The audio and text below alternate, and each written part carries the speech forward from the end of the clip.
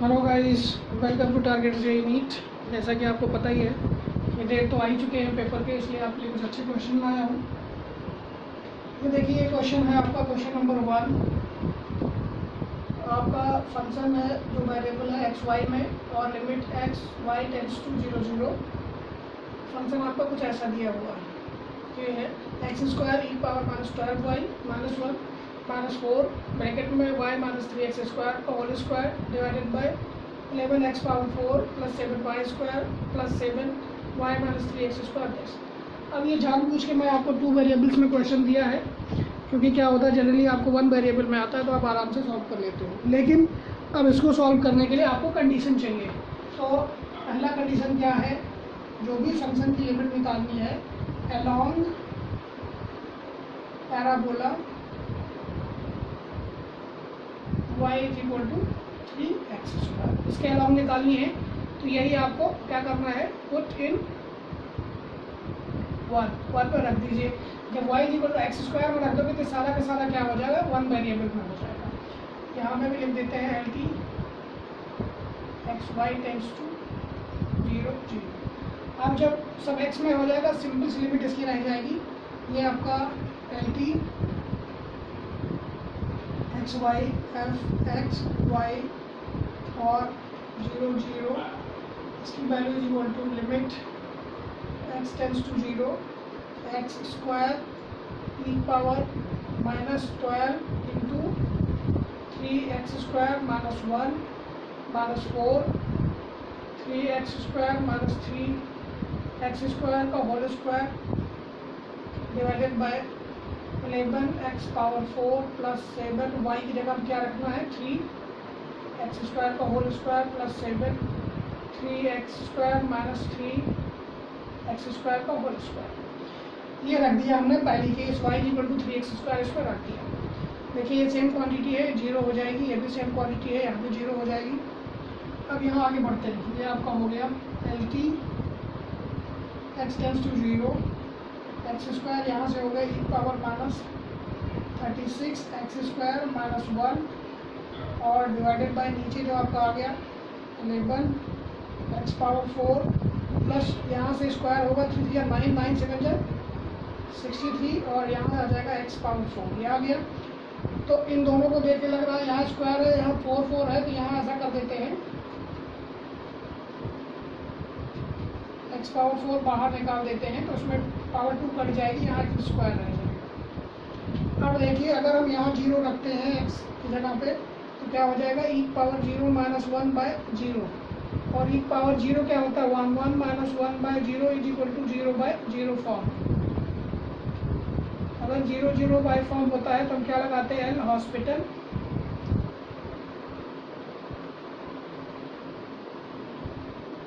Rule लगा देते हैं।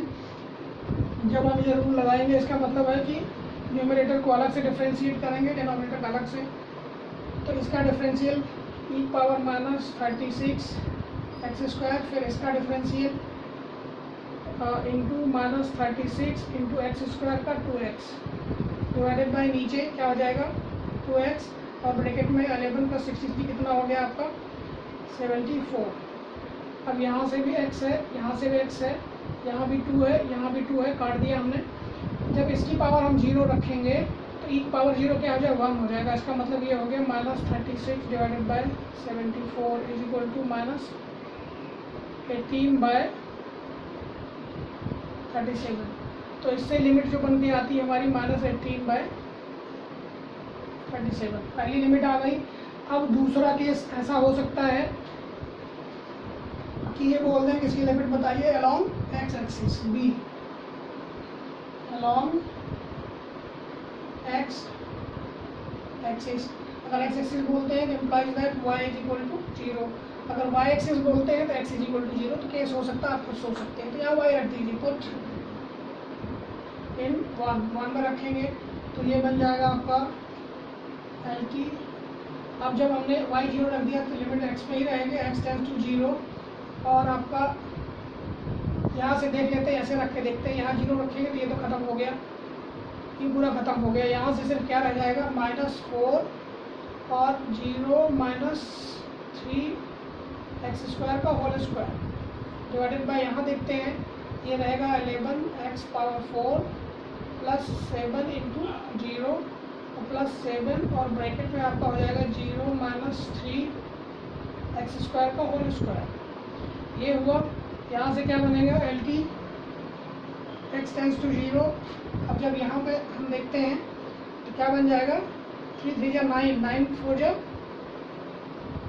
माइनस 36 और x पावर 4 डिवाइडेड बाय, यहाँ से आपका x पावर 4 यहाँ भी है, यहाँ भी बनेगा। तो मैं पहले, चलो लिख लेते हैं पहले 11 x पावर 4 और ये 9 7 जा 63 x पावर 4। तो सब जगह x पावर 4 है तो हमने हटा दिया इसको।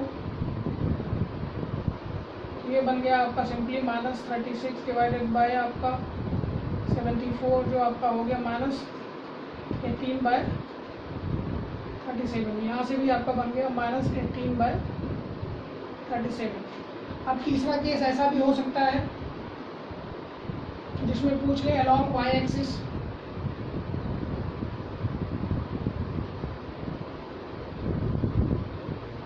implies that x is equal to 0 रख दीजिए इसमें। L T y tends to 0, x 0 रखेंगे तो ये पूरा 0 हो गया। दूसरे वाले में क्या बना, माइनस 4y माइनस 0 का स्क्वायर डिवाइडेड बाय, यहाँ से देखते हैं हमने x को 0 किया, ये 0 हो गया। 0 प्लस 7y स्क्वायर और प्लस 7y माइनस 0 का होल स्क्वायर। तो यहाँ से क्या बन जाएगा आपका L T y tends to 0। अब यहाँ से क्या है, minus 4y square divided bye, यहाँ से क्या बनेगा 7y स्क्वायर और प्लस 7y स्क्वायर। इससे क्या बन जाएगा, y स्क्वायर सबसे हटा देते हैं तो ये बन जाएगा minus 4 by 14 is equal to minus 2 by 7। तो इससे इस पे जो आ जाएगा माइनस 2 बाय 7 आ गया। ऐसे ही अगर आप डी पे निकालते हो, डी अलॉन्ग आप निकालते हो, जो भी केस है along x is equal to k y, जिसमें के आपका बिलोंग्स टू आर। अगर के वाई रखते हो तब भी सॉल्व करके कुछ ऐसा ही आएगा। अब अगर पूछते हैं, ई केस पूछ लेते हैं कि यहाँ से भी आपका जो आएगा माइनस 2 बाय 7 आएगा। इन दोनों में सेम आ रहा है, इन दोनों में सेम आ रहा है। तो अगर नेचर पूछा जाए, इसका नेचर क्या होगा, कैसा फंक्शन होगा, तो लिमिट चेंज कर रहे हैं, लेकिन क्या है 3 में से 2 सेम आ जा रहे हैं। तो हम ऐसा कह सकते हैं कि out of 3 2 limits are same, thus this exist, ऐसा बता सकते हैं। तो ऐसे आपको लिमिट पूछने का आएगा। अगला क्वेश्चन आपका,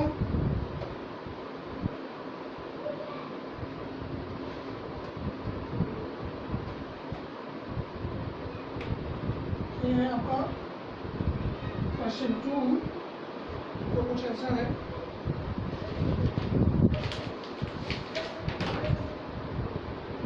इंटीग्रल ऑफ 9x प्लस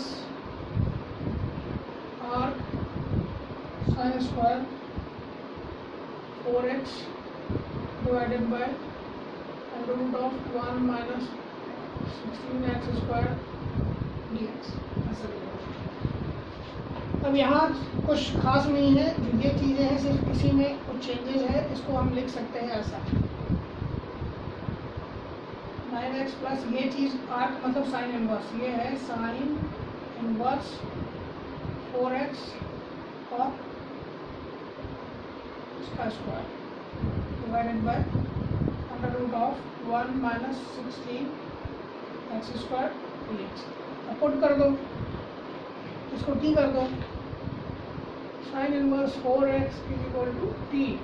तो आपका 1 by under root of 1 minus 16x square into d d x of this 4 dx is equal to dt।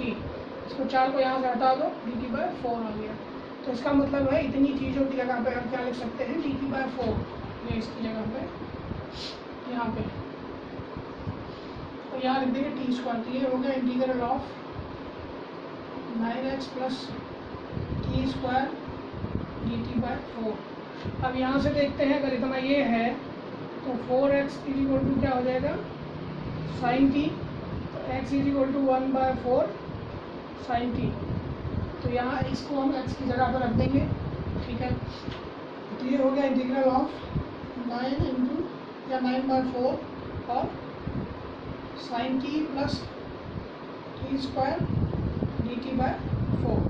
इसको अलग अलग कर लेते हैं, तो ये 4 मल्टीप्लाई हो जाएगा 9/16 integral of sine T D T plus 1/4 integral of T square D T is equal to, इसका क्या हो जाएगा माइनस कॉस, तो minus 9/16 cos T plus 1/4 into T cube by 3 plus C. इतना हो गया। तो अभी में हमें क्या करना है, सिर्फ वैल्यू रखनी है। वैल्यू रख देते हैं, तो ये हो गया माइनस 9/16 और कॉस टी, अगर यहाँ साइन टी इतना है, साइन टी इतना दिया हुआ है, तो कॉस टी क्या हो जाएगा, cos t is equal to under root of 1 minus sine square t is equal to under root of 1 minus 4x का स्क्वायर।